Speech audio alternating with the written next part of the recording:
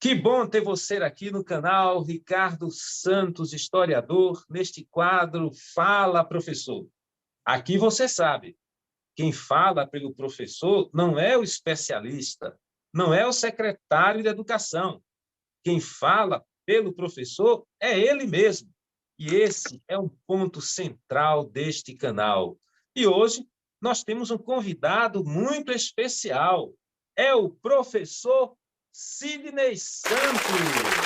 Sidney Santos, meu amigo, como é bom ter você aqui no nosso canal. Ô, Ricardo, muito obrigado aí pelo convite. Eu parabenizo a você pela iniciativa de trazer esse tema sobre os professores, porque isso coloca em evidência o trabalho dessa classe, né? Que precisa de tanta visibilidade, porque faz muito e é pouco percebido, né? Sobre o trabalho importante que é efetuado nas escolas, centros culturais, e nos ambientes informais de educação também. Que ótimo, como é bom saber que você pensa assim. Espero que os nossos ouvintes também pensem assim. Mas se pensam diferente, podem comentar que depois a gente vai interagir com eles, sem dúvida.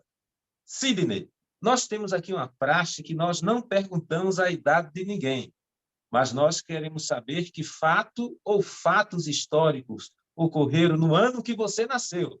Então, quem souber um pouco de história vai poder dizer quantos anos você tem e vai poder digitar aí. Vamos ver. Que fato histórico você lembra?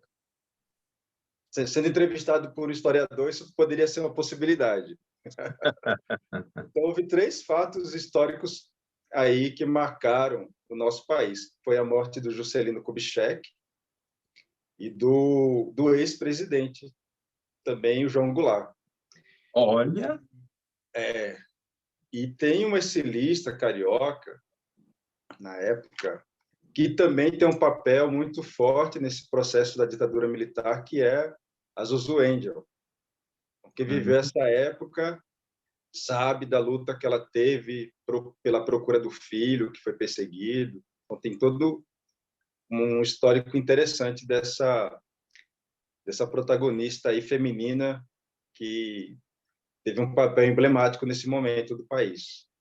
olha aí, nós já temos aí 3 informações importantes que você pode registrar e comentar a idade do professor Sidney.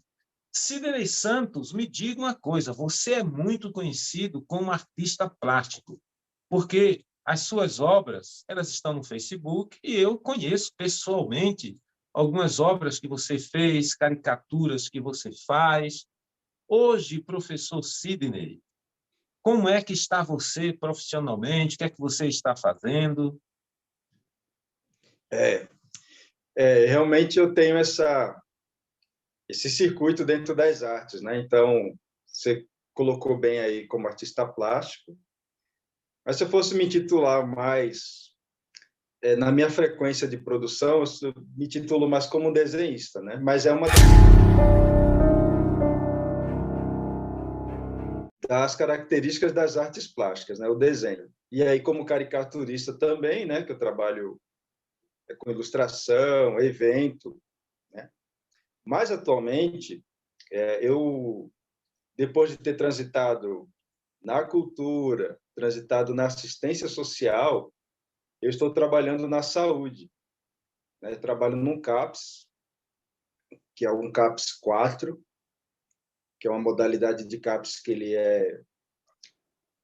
é maior em termos de estrutura e ele tem dentro do seu atendimento uma internação provisória. O CAPS, ele é um serviço de atendimento psicossocial da saúde.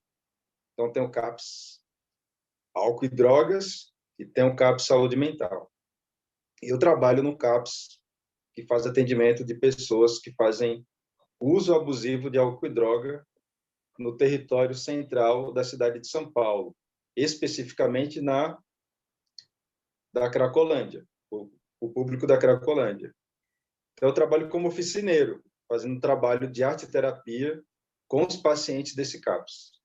Olha, professor Cid, nós vamos explorar isso aí um pouquinho, viu? É, Mas é bom saber que você hoje está trabalhando nesta área. Mas uma pergunta que eu quero fazer aqui, e pode revelar também muito de você, porque as pessoas querem saber quem é o professor, e elas ficam sabendo pelas respostas que você dá às perguntas. sim. Enquanto você foi professor ou professor de arte em alguma escola, você já aprendeu alguma coisa com os seus alunos? Foi uma professora entrevistada que ela deu essa sugestão. Ela disse, professor Ricardo, um dia eu quero falar aqui só sobre o que eu aprendi com os meus alunos.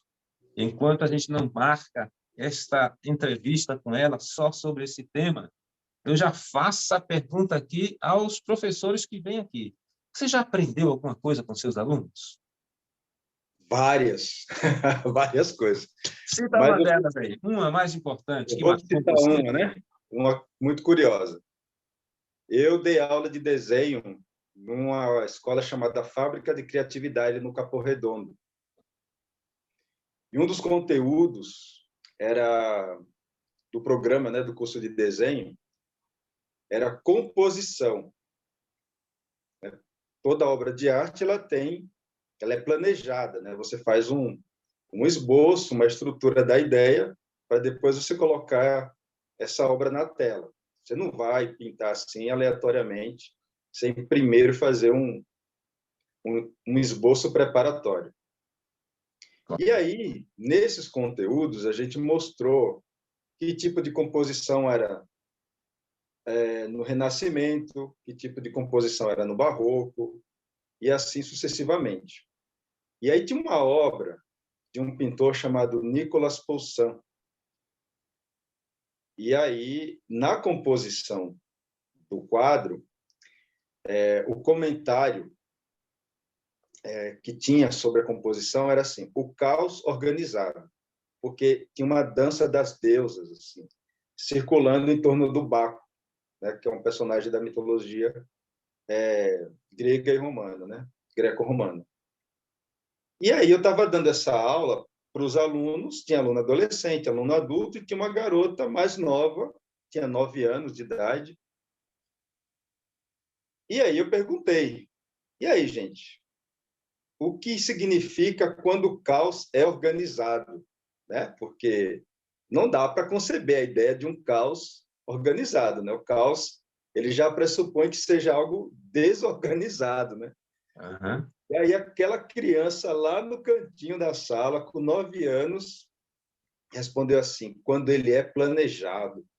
Olha para Eu isso. falei: nossa, eu passei anos e nunca imaginei que eu pudesse pensar, né? Ter uma resposta como essa, né? Então, nunca esqueci desse dia assim. Não, mas foi uma resposta. Que resposta, viu? Para uma menina de 9 anos, 9 muito anos, assertivo, profunda. assim. Então, Boa foi lembrança e impressionante. obrigado por partilhar isso, porque eu acredito que o nosso público poderá até comentar essa sua experiência que você passou na sala de aula. Professor Sidney, fala um pouquinho agora da sua formação acadêmica. Sim. Então, como você sabe, né, eu sou de Alagoas, de Maceió, e quando eu terminei o ensino médio, eu já estava decidido em enveredar pelo caminho das artes. E antes de fazer a graduação, eu pensei em estudar desenho para ser um bom profissional mesmo. O desenho sempre me encantou. E lá na Universidade Federal de Alagoas tinha um curso de extensão de desenho, e eu fiz esse curso por 1 ano e meio. Então, foi o meu primeiro curso de desenho artístico, né? Depois eu fiz um outro de desenho publicitário, né? Nos anos 90 tinha esse título. Hoje em dia não existe mais isso. Uhum. Desenho publicitário e datilografia. Ninguém mais tem. Quem fez esse diploma, quem tem esse diploma tem. Quem não tem, não vai ter mais. Então, eu fiz desenho publicitário, que era o desenho voltado para a área publicitária, o desenho artístico na Universidade Federal, E depois eu fiz desenho de moda no Senac também. Então, tudo que tinha sobre desenho eu fazia. Depois eu vim para São Paulo, em 98, fiz um curso de desenho na USP, né, para me aperfeiçoar, no sentido de pegar a didática do ensino do desenho, porque eu tinha muito a técnica do desenho, mas eu sempre estudei desenho pensando também em ensinar. Então, quando eu fui para a USP fazer um curso de extensão lá, eu peguei toda a ideia da didática, né, para transmitir essa coisa das técnicas de desenho. E Muito bem. depois disso, aí eu entrei na área acadêmica, fiz o curso de História. Aí você pode perguntar, poxa, por que não fez artes, né? Que é a pergunta comum que todo mundo faz, né? Mas eu fiz História exatamente porque eu tenho uma inclinação muito curiosa sobre história da arte. Então, tudo que eu quis em artes, como artista, eu fiz fora do ambiente acadêmico. Eu não queria fazer uma graduação para aprender a pintar e desenhar. Para mim, não era muito prático. Mas, em termos de bagagem acadêmica e conhecimento, o curso de História é muito mais interessante para mim.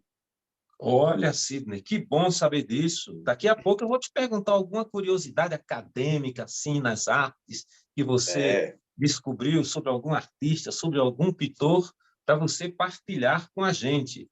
Mas agora eu tenho Sim. uma outra pergunta aqui, que eu gostaria que você comentasse aqui para o nosso público. Você sabe que o Brasil e o mundo foi vítima da pandemia. Eu queria que Isso. você contasse para a gente, de forma assim, bem objetiva, qual foi a sua experiência com a pandemia e, se for possível, um benefício e um malefício da pandemia, ou seja, um ponto positivo e um ponto negativo.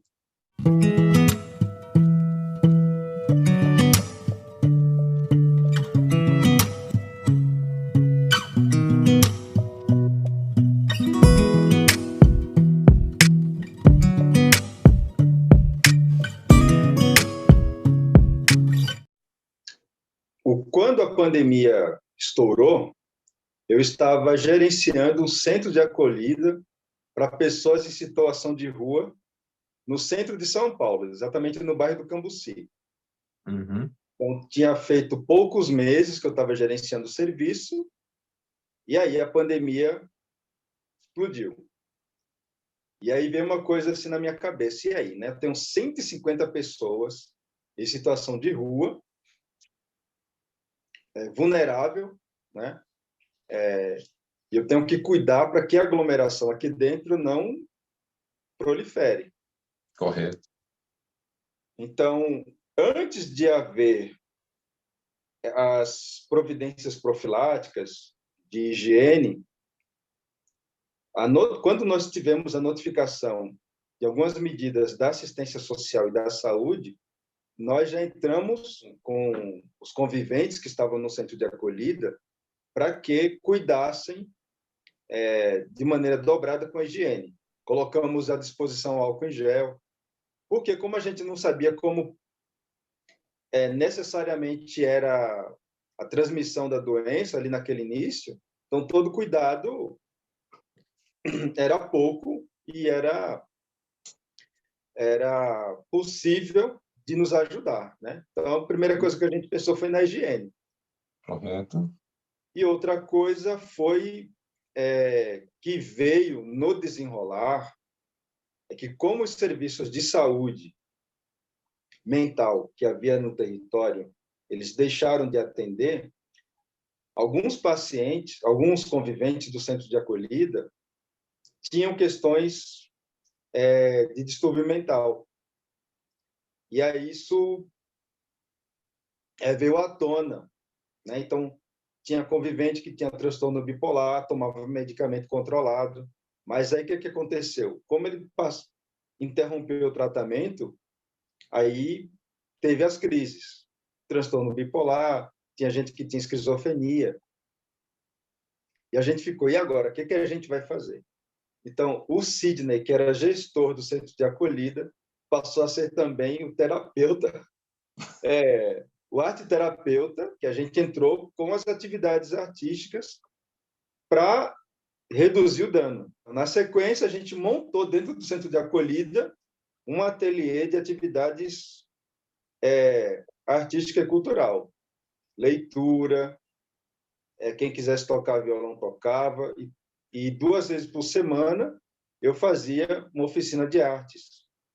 Isso ajudou quem teve em crise a reduzir os danos, né? E isso virou uma iniciativa dentro do centro de acolhida que todo mundo abraçou. E aí, se você visitar hoje o centro de acolhida Cambuci, ele teve um embrião ali artístico que todo o centro de acolhida ele é decorado com pintura, tem arte por todo lugar, né? Então, as marcas ficaram lá dessas experiências. Dessas Se experiências. você conhece esse lugar e está vendo aqui a nossa live, comenta aí se você conhece, já passou, e se não foi, você tem a oportunidade de passar lá para ver a comprovação dessas histórias que o professor Sidney está aqui falando com a gente. Mas, professor, me diga o que foi que você achou de negativo nessa pandemia? Do ponto de vista pessoal, foi um período que eu fiquei mais em isolamento, né? Porque além do isolamento que era recomendado, né, pela própria saúde para que todos se isolassem, eu passei por isso de uma forma dobrada, porque apesar de estar trabalhando em um centro de acolhida, lidando com o pessoal o tempo inteiro, mas eu trabalhava lá, passei a trabalhar mais horas do que previsto para evitar mesmo, né, o processo de contaminação. E eu chegava de manhã, saía à noite e voltava para casa. Então, foi praticamente um ano que eu não vi amigo, né?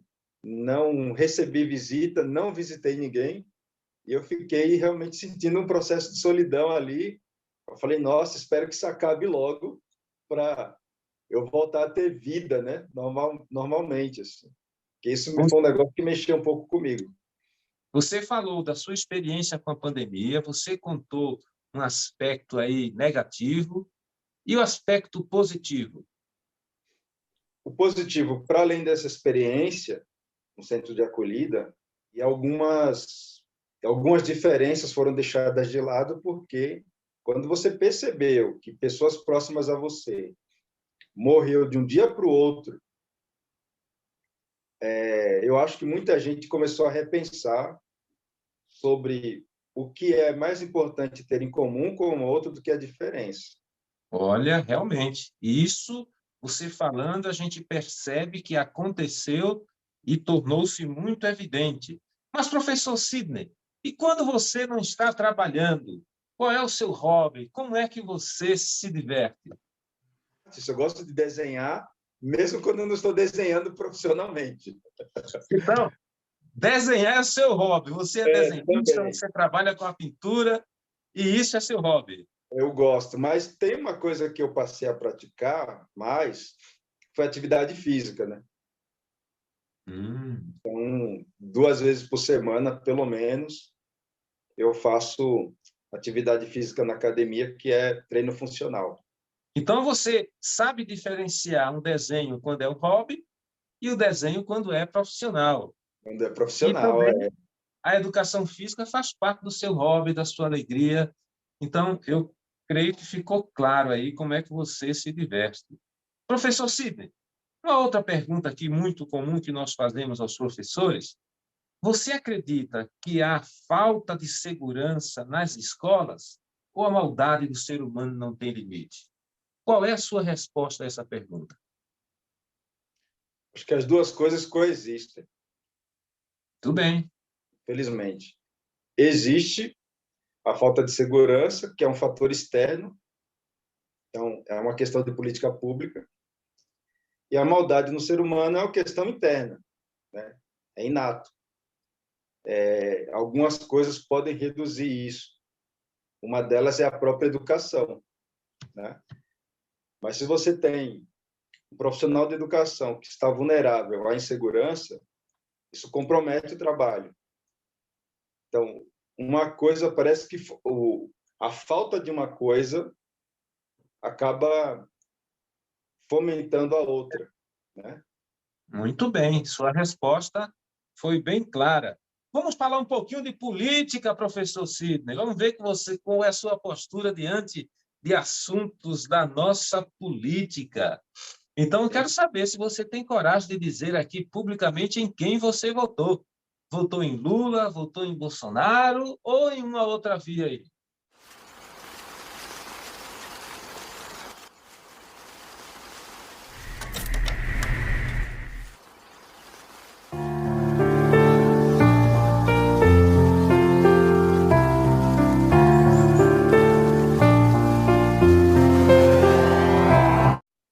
Eu votei no primeiro turno, eu votei na Simone Tebet. Eu tinha uma esperança da terceira via. E a terceira via não aconteceu, né? E eu não votei no segundo turno, nem no Lula, nem no Bolsonaro, porque eu tenho uma esperança de que esse perfil populista ele um dia saia do nosso cenário político, porque Uhum. ele tira um pouco a seriedade. Foram dois perfis que ganharam as eleições muito mais por uma retórica emocional, né, que atingiu a emoção, do que propostas concretas propriamente ditas. Muito bem. Você acredita que houve fraude nas eleições ou não? Não, eu não acredito, não. Ela foi muito disputada, né? Ela foi muito disputada, então ficou da mesma forma que houve uma resposta, uma insatisfação ao governo anterior, houve uma resposta à insatisfação no governo mais recente, né, anterior ao Lula. Correto. Isso ficou Então, claro para de você? qualquer forma, ela foi disputada, assim, não foi uma vitória com folga, né? Foi quase meio a meio ali que, por pouco, o atual presidente ele não seria, e o outro seria reeleito. Uhum. Voltando aqui para a educação, professor Sidney, você já deu aula em escola pública? Se você já deu aula em escola pública, temos aqui algumas perguntas relacionadas à escola pública. Mas se não deu aula à escola pública, a gente pode partir para outros assuntos. Não, eu nunca dei aula em escola pública. Ah, como eu te falei, eu fiz a graduação, mas nunca atuei como professor de história. Sempre Correto. trabalhei com as artes, mas eu trabalhei no espaço público, que foi a Fundação Casa. Muito bem. 4 anos. Correto. Trabalhei como oficineiro em Franco da Rocha, aliás, no Brás, no Complexo do Brás, que eles chamam de UIP, que é Unidade de Internação Provisória. Então, quando o garoto ele é, ele é pego na infração, ele fica na internação provisória aguardando julgamento. E depois do julgamento, ou ele é liberado, ou ele vai cumprir a pena na unidade de internação mais intensa, que é as unidades de internação que eles chamam de UI. Depois que eu saí do Brás, eu trabalhei numa unidade de internação em Franco da Rocha. Aí a unidade de internação, o infrator ele fica de 6 meses a 2 anos e 8 meses. Professor Sidney, como é trabalhar nesses ambientes? Então, você falou sobre segurança nas escolas, né? Sim. Por incrível que pareça, no período que eu trabalhei na Fundação Casa, em comparação, meus colegas que trabalhavam em escola pública, eu me senti muito mais seguro na Fundação Casa do que se eu trabalhasse na escola pública. Isso é uma incoerência, né? Mas sistema prisional, né? Ele procede que haja, né, pessoas que tomem conta da segurança. Mas o que eu fiquei, assim, pasmo, é que existe, claro, o sistema prisional, naturalmente, tem que ser paramentado de segurança.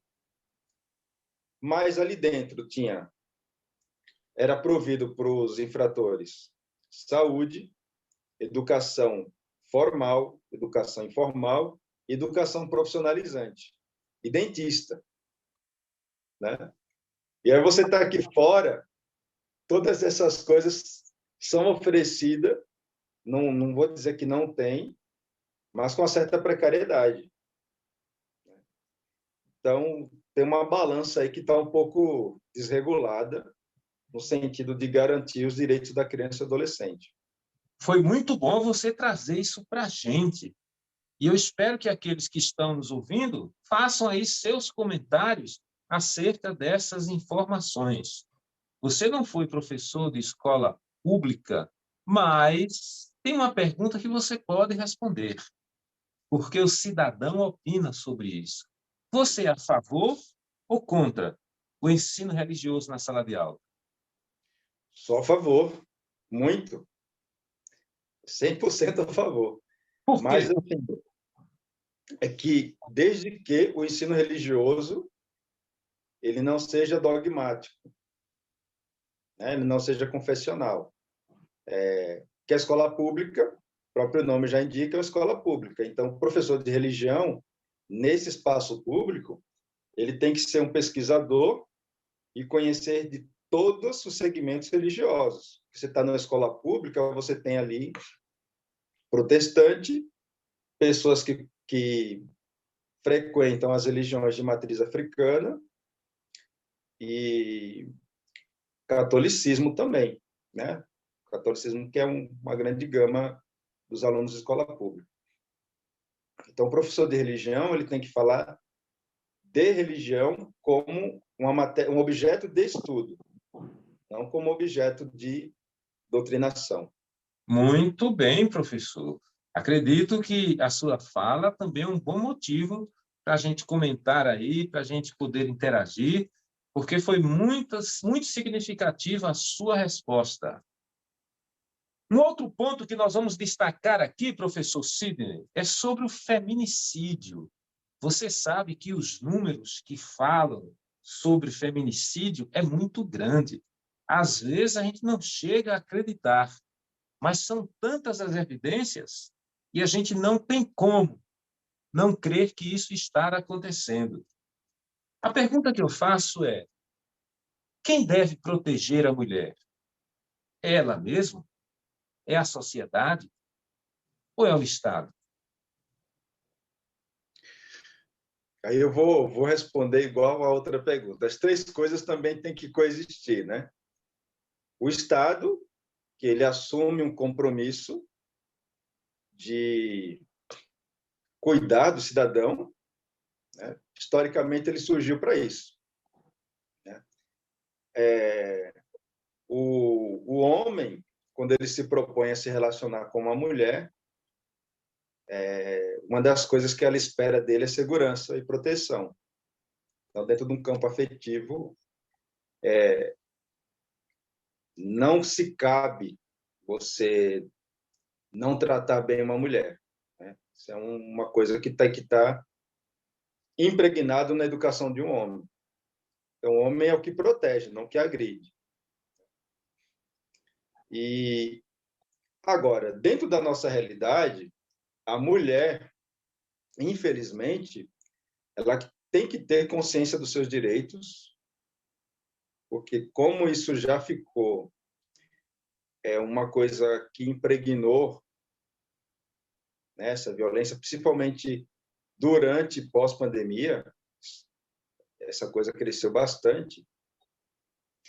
Então, as mulheres ficaram vulneráveis, infelizmente, aos seus companheiros. é uma realidade que acontece dentro de casa, ela não é de fora. Os maiores índices desse tipo de crime, infelizmente, não é de um bandido, não é de um cara que está lá fora, a maior é dentro do seu cônjuge, né? O companheiro, o namorado, ex-namorado, que não aceita o rompimento, né, da relação. Isso tem acontecido com muita frequência. E o homem, ele tem que ser reeducado. A gente tem um problema muito sério na sociedade, que você tem um homem completamente desconstruído socialmente, que ele se perdeu no seu papel e ele está comprometendo a sociedade. Então, não existe vertentes de homem, existe o homem. Ele tem um papel a ser cumprido socialmente, como cidadão, como companheiro, como pai. E se o cara Muito. não se identifica nesse papel, amigo, você precisa voltar para sua casa e ter uma aula com seus pais, né? Novamente. Professor Sidney, olha, suas respostas têm sido respostas assim, tão convincentes, mas será que o nosso público está achando também? Eu queria ouvi-lo, que ele possa aí comentar, dizer se concorda com suas respostas, com seus comentários, e esse público também pode discordar, porque a gente está aqui para interagir com eles. O mais Exatamente. importante aqui são as opiniões. Neste canal, só não é permitido falar dos nossos entrevistados, mas das suas opiniões, você é livre para comentar, questionar, concordar, discordar. E nós vamos continuar aqui na linha das mulheres ainda. É possível, quero fazer um comentário aqui, que você tenha escutado algum barulho como um fogo, como fogos, porque já estamos no mês de junho. E de vez em quando nós ouvimos aí um tiro muito grande que às vezes interfere aqui na nossa entrevista. Eu estou aqui em Santo André e o professor Sidney está lá em São Paulo. É possível que em algum momento haja essas interferências, mas fazem parte do nosso contexto, da nossa realidade. Ainda sobre a mulher, professor Sidney, algumas pessoas pensando, alguns grupos, algumas instituições pensando em amenizar, em ajudar, em tornar mais fácil a mulher que cria o filho sozinha.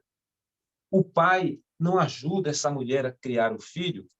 Eles criaram alguns nomes para essas mulheres, como, por exemplo, mãe solteira e também a mãe solo. Eu já ouvi comentários dizer o seguinte: mãe é mãe, não importa se ela é sozinha criando o filho ou se ela cria com o marido. Algumas pessoas acham que esses termos desqualificam a mulher. É como se ela não fosse mãe e quisessem fazer o remendo. Outras pessoas não. Outras pessoas acham que esses termos inserem esta mulher de uma forma adequada no contexto social que ela se encontra. Eu queria ouvir a sua opinião sobre isso. Então, outro local que eu trabalhei foi gerenciando um centro para criança e adolescente, na assistência social. Esse serviço ele atende a criança e adolescente no turno em que ele não está na escola. Então, se ele estuda à tarde, ele fica amanhã no CCA, fazendo atividade, ele se alimenta, e ele tem lá várias intervenções culturais que ele ocupa o seu tempo. Se ele estuda pela manhã, ele fica lá à tarde e também fica até o final do dia fazendo as mesmas atividades. Isso dava um suporte para as famílias. É um trabalho que dá suporte para as famílias em vulnerabilidade. Boa parte dos atendidos tinham as mães sozinhas, né? Que não tinham companheiro. Esse título, mãe solo, né? Ou mãe solteira, parte deles vem de depreciar, né? A condição da mulher quando ela está nessa situação sozinha, cuidando dos filhos. Mãe solo vem da própria da manifestação feminina, porque parece que mãe solteira é meio pejorativo. Mãe solo parece que é uma coisa que exalta. Olha, eu sozinha dou conta do recado, né? Ele conota, né, esse tipo de impressão da mulher que é mãe, que está sozinha. Para todos os efeitos, mãe solo ou mãe solteira, ela está sozinha e precisa de apoio.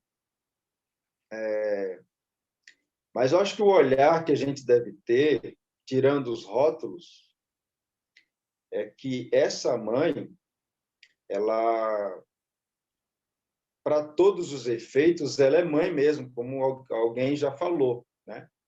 Então, independente do rótulo que a sociedade acabe designando, tem um histórico, tem todo um esforço para dar conta desse recado. Então, isso tem que ser visto com dignidade, né? Como eu trabalho com pessoas em situação de rua, existe um dado, Ricardo, que mais de 70% da população de rua é masculina, não é mulher. Então, a mulher, quando ela passa por uma crise, por um problema, ela, mesmo estando com filho, ela dá um jeito, ela se mata, trabalha de noite, trabalha de manhã, mas ela não abandona os filhos. Tem casos que acontecem, mas ela dá um jeito, ela vai pagar aluguel, vai cuidar dos filhos, ela dificilmente se entrega, né? No entanto, os homens são muito mais vulneráveis quando ele tem uma crise, se entrega e não dá conta da própria vida e fica em condição de vulnerabilidade na rua. Então, você tem o histórico das mulheres que tem um protagonismo social que elas, por mais que sejam afetadas, elas não comprometem ali o amparo dos filhos. Então, pela sua opinião, muito bem embasada aí, porque você trabalha num local onde você relata essas experiências, cabe aquela música de um cantor muito popular que diz que dizem que a mulher é o sexo frágil, mas isso não é Mas que totalmente mentira verdade, não. absurda! A letra tem razão, né? Uhum. Dizem que Muito, a mulher tem sexo frágil, mas é uma mentira absurda. é uma mentira absurda. Professor Sidney, você gosta de esportes? Gosto. Então me diga uma coisa, professor Sidney. Quem vai ser o campeão da Copa do Brasil, professor Sidney? Mas sua opinião aí está Olha, longe. Mas como você não é nenhum especialista, pode dar qualquer opinião. eu não sou do futebol, né? Eu estou meio por fora. Eu vejo por alto aí que o Corinthians estava quase no rebaixamento, se salvou, né? O São Paulo está numa fase boa, né? Parece que ele está aí bem na fita. O Palmeiras está caminhando bem e tal. Então, fico só de olho ali razoavelmente. Eu não sou especialista, não acompanho, mas como eu moro perto do estádio do Morumbi, eu vou torcer pelo São Paulo aí. Olha, você se saiu muito bem na sua resposta, professor Sidney, mas levantou uma curiosidade. Qual é o esporte que você mais aprecia? Então, na minha adolescência, eu pratiquei natação, né? Gostava de acompanhar os nadadores, até hoje eu acompanho. Então, é um esporte que eu aprecio bastante. Muito bem, professor Sidney. Você Natação assiste filmes? muitos. Se alguém que está ouvindo essa entrevista achou você muito original, um cara tranquilo, e disse, olha, eu vou convidar esse cara para almoçar no restaurante. Qual é a sua comida predileta, professor Sidney? Eu sou nordestino, né? Então, gosto de comida nordestina. Chamou para comida nordestina, tá valendo. Gostei de ouvir a simplicidade. Quer dizer, levou para você, se tiver comida, Tá tudo está valendo. bom. Que legal, professor Sidney. Antes de eu fazer as perguntas finais, eu gostaria que você falasse alguma curiosidade desses artistas que você estudou, que seja interessante partilhar aqui com a gente. Eu queria dividir um fato que é meio folclórico, assim, no nosso meio cultural, que costumam dizer que artista é muito reconhecido quando morre, né? É uma coisa bem folclórica, assim, as pessoas costumam dizer, mas... Né? Principalmente eu ouço bastante, né? Olha, eu vou ter um trabalho seu, quando você morrer, né? Talvez esse trabalho vai valer uma nota, né? Então, o pessoal meio que fica torcendo para a minha morte aí, para que daqui a pouco. Mas, enfim, isso é um mito. E aí eu queria esclarecer isso. Toda vez que eu tenho uma chance de falar sobre isso, eu gosto de abordar esse assunto.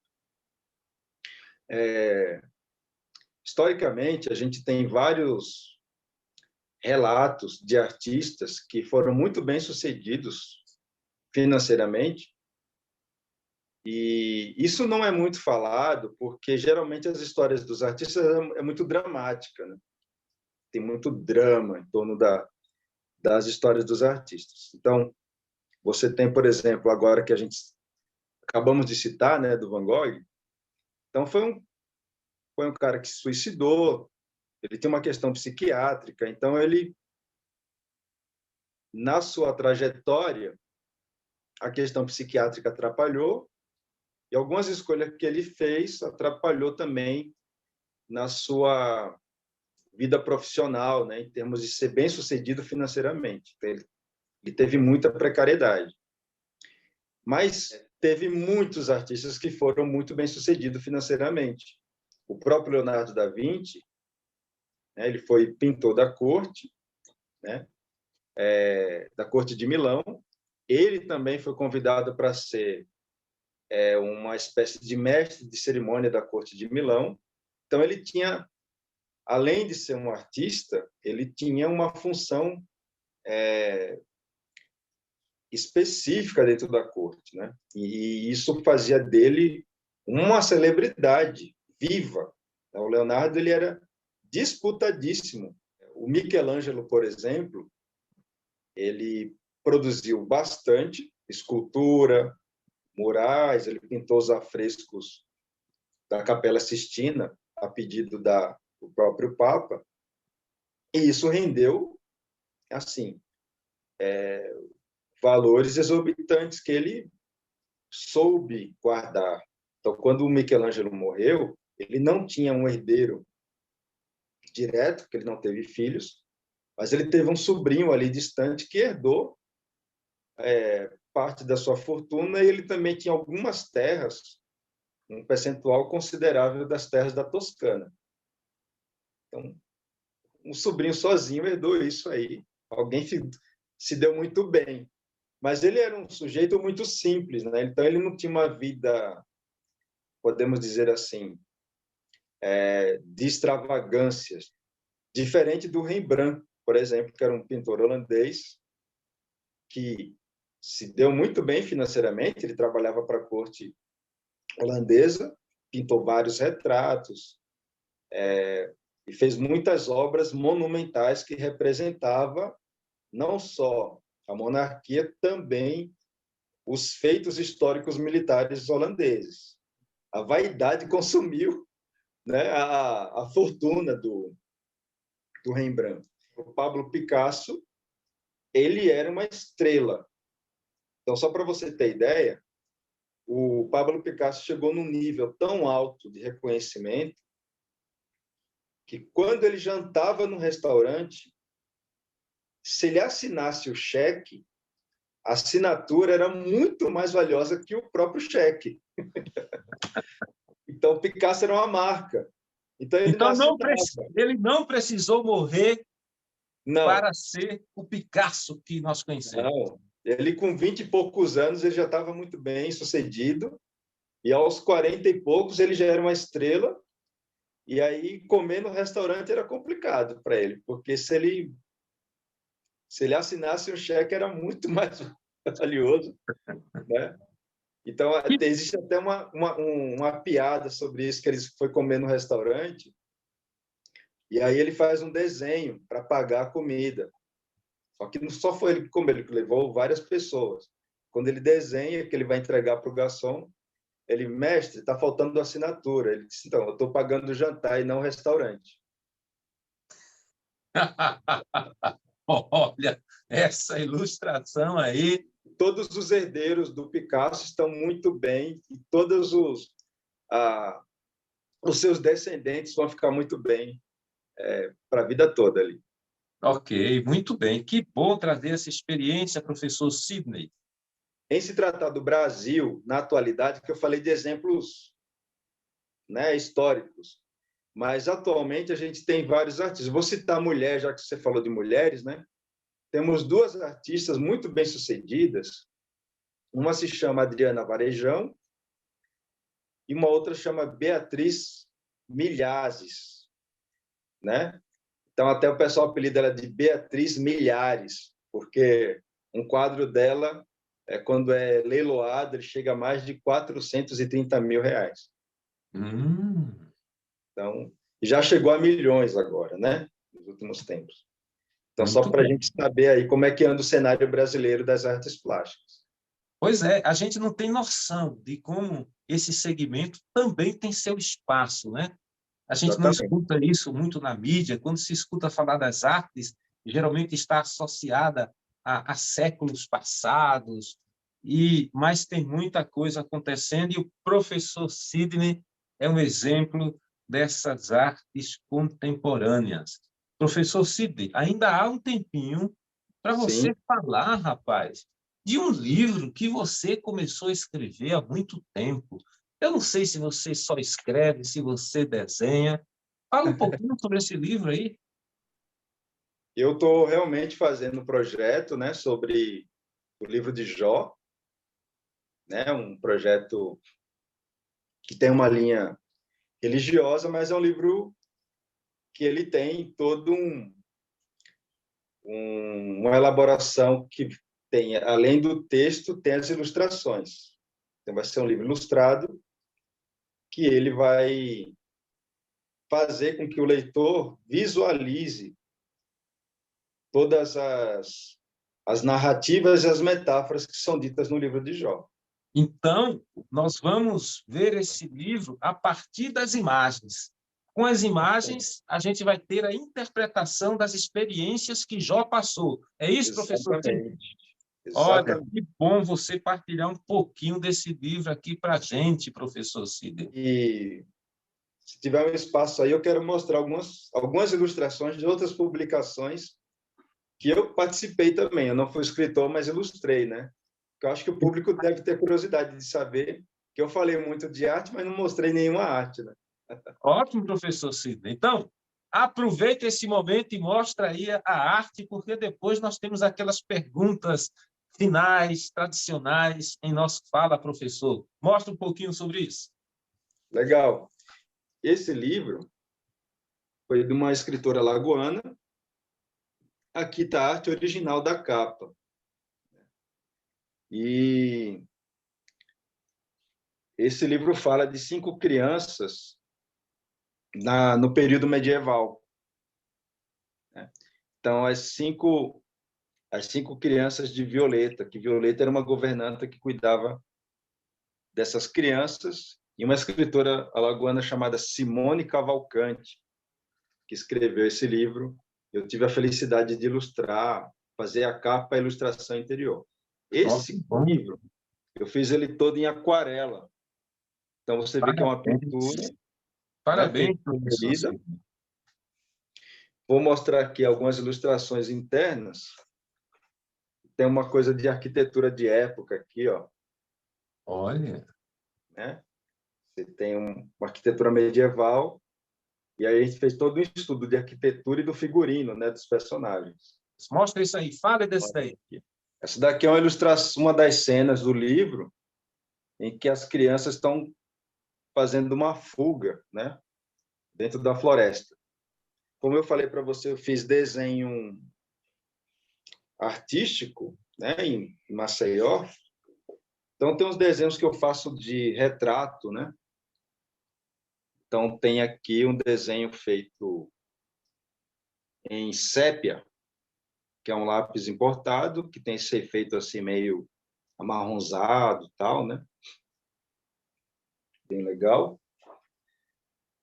Tem esse desenho feito a lápis preto, não sei se dá para visualizar legal aí. Dá para visualizar, assim, dá. É, a mão que está em cima, inclina mais para cá. Aí, muito Virou? bem. Aí sim, perfeito. São os estudos aqui, né? Outras publicações que eu participei, esse aqui foi uma publicação chamada Voz dos Meninos, que foi uma publicação feita pelo SEMPEC, que é um centro de pesquisa, em que dentro dele tem, na época, né, tinha 18 projetos de educação. Um deles era o Educação com Arte, onde a gente fazia as oficinas na Fundação Casa. E esse livro ele tem um depoimento sobre as oficinas culturais que os garotos recebiam lá. Que Aí essa beleza. arte aqui da capa eu tinha feito na época. Qual o nome do livro? Ele é Voz dos Meninos. A Voz do... Voz dos Meninos. É Um relato. somente. Tem a continuação aqui da ilustração. Olha, os seus trabalhos refletem um pouquinho quem você é, professor. E esse daí? Esse daqui, ó, mestre, esse, você vê aqui o título é No Princípio Deus Criou. Esse material foi feito pelo Ministério dos Surdos da Igreja Adventista do Sétimo Dia do NASP, né, Universidade Adventista. Ele é o primeiro livro religioso no mundo,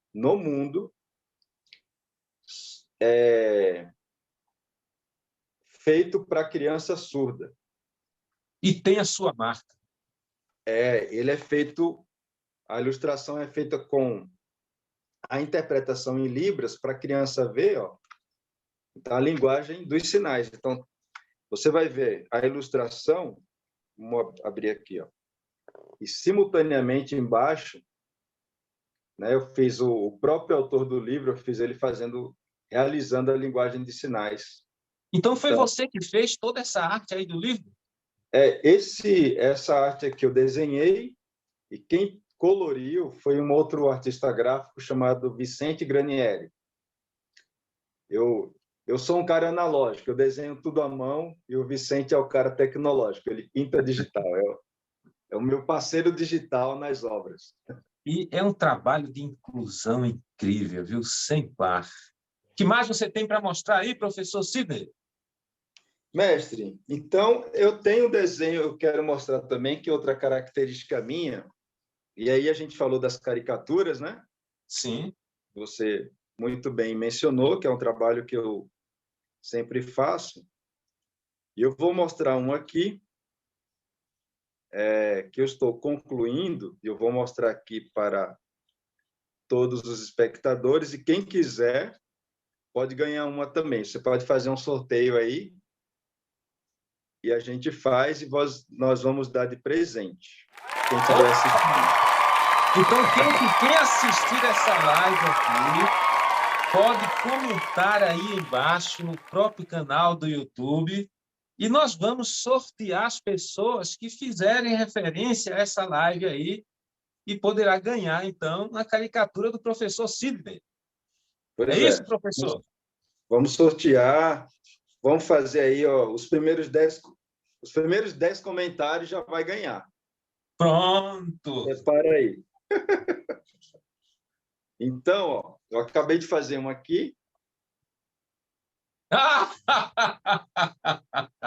do professor Ricardo. Fala, professor. Olha aí! Essa eu vou querer. Mas você é danado mesmo, hein? Enquanto falava aqui, você estava desenhando, rapaz. Estava atento, rapaz. Eu pratiquei meu hobby. Esse é o seu hobby, é desenhar.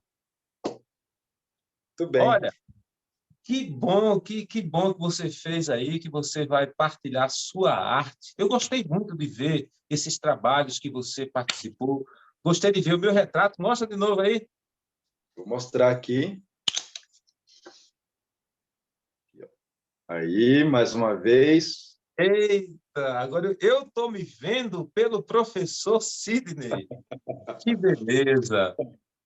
Essa obra aí, ó, que vocês estão vendo, teve a nossa participação na composição, né? Um livro, tive o privilégio de fazer essa nova edição repaginada com essa capa nova, que, por sinal, a primeira capa foi de um amigo que me influenciou nas artes, que é o Carlos Alberto. Carlos Alberto, lá de Maceió. Lá de Maceió também. Se ele Então, veio aqui essa live, ele deixa aí o seu recado e o seu comentário também. pois é. Então, tivemos todo um cuidado para fazer essa capa, que essa capa ela tem um cuidado especial aí. Beleza, professor. E eu sou muito grato por esse trabalho, ficou muito bonito, as pessoas falaram tão bem desse livro e falaram tão bem dessa capa. Professor Sidney, agora Sim. para concluir, uma perguntinha. Eu quero saber um sonho que você já realizou e um sonho que você ainda pretende realizar. Um sonho que eu realizei é viver da arte, né? Sonhei com isso e, graças a Deus, eu vivo muito bem, né? Da parte do meu dia, eu trabalho no CAPS, como eu falei para você, e uma outra parte do meu dia eu trabalho produzindo, né? Então, faço essas ilustrações de livro, faço encomendas, eu também tenho uma parceria com a agência de publicidade, em que a gente realiza alguns projetos voltados para as empresas. Então, esse sonho, né, de desenhar, desenhando pessoas, eu sou um homem realizado nesse aspecto. Mas estou vivo, então outros sonhos vieram, né? E atualmente eu estou me planejando, primeiro, concluir esse livro. Você comentou sobre o livro de Jó. Eu quero, quando lançar, a gente, se você me permitir, né, apresentar ele em outra live dessa aí também. Ah, sem dúvida. E eu tenho o sonho de estudar, fazer um curso de História da Arte fora do Brasil, na França, na Escola do Louvre. Então, estamos nos preparando para isso. Que sonho bonito, Sidney. Tem tudo a ver com você.